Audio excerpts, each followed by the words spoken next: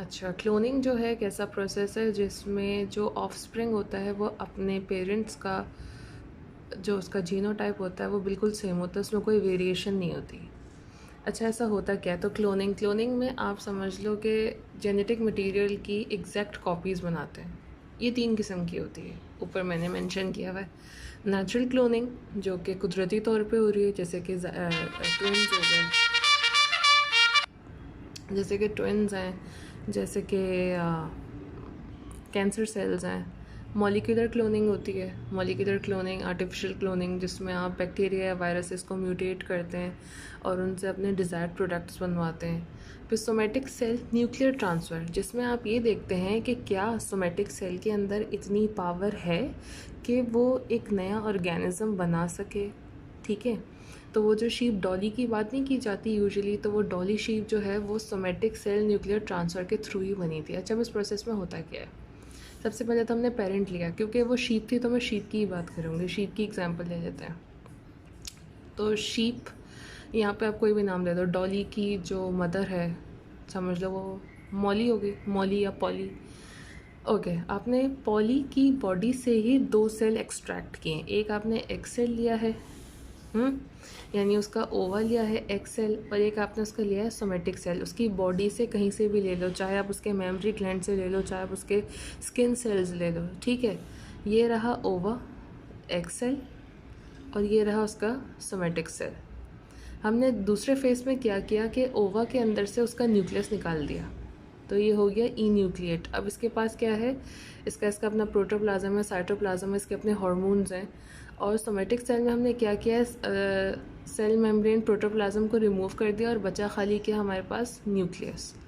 उसके next step में हमने क्या किया कि इसका प्रोटोप्लाज्म और इसका न्यूक्लियस हमने इंसर्ट किए, इनको फ्यूज़ करवाया। फ्यूज़ करवाने के बाद जब ये ज़ाइगोट बना है तो अब हम वेट करेंगे इसके डिवाइड होने का।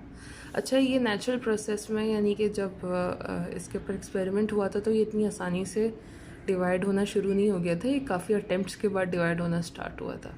तो जब क्लेवेज स्टार्ट हो जाएगा, यानी कि क्लेवेज ज़ाइगोट की डिवीज़न जब स्टार्ट हो जाएगी, तो एक स्टेज आएगी जब इसमें सेल्स बनने लगेंगे। तो एक स्टेज आती है ब्लास्टुला, BLASTULA। जब ब्लास्टुला स्टेज आएगी तो हम इस डेवलपिंग या ग्रोइंग ज़ाइगोट को उठाकर पॉली के ही यूट्रस में इम्प्लांट कर देंगे। कोई मदर तो चाहिए ना, अब ये बड़ा कहाँ पर होगा? तो उसको इम्प्लांट करने क्या किया हमने? जो पेरेंट हमने लिया था, हमने इसी पेरेंट की बॉडी में इस डेवलपिंग ज़ाइगोट को उठा के इम्प्लांट कर दिया। अब इम्प्लांट करने के बाद सारी डेवलपमेंट बिल्कुल नॉर्मल होगी, जैसे नॉर्मल बच्चे की होती है। उस नॉर्मल बच्चे की डेवलपमेंट के बाद डिलीवरी भी वैसे ही होगी। अच्छा भाई, पॉली से डॉली की डिलीवरी हो गई।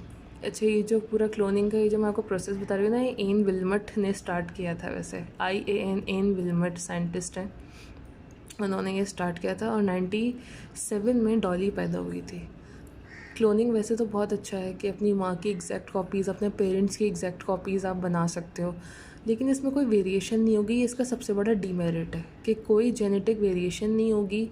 जो बच्चा होगा वो अपने माँ या अपने बाप की एग्जैक्ट कॉपी होगा, डिट्टो वैसे ही दिखेगा, वैसे ही होगा।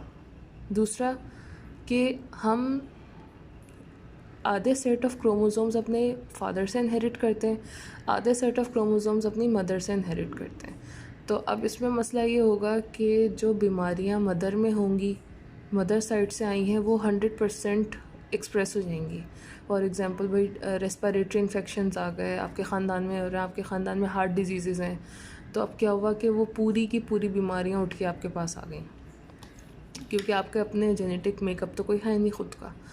तो डॉली के साथ भी यही हुआ था। डॉली की इम्यूनिटी वीक थी। डॉली का जो इंतकाल हुआ था वो भी रेस्पिरेटरी इन्फेक्शन की वजह से हुआ था।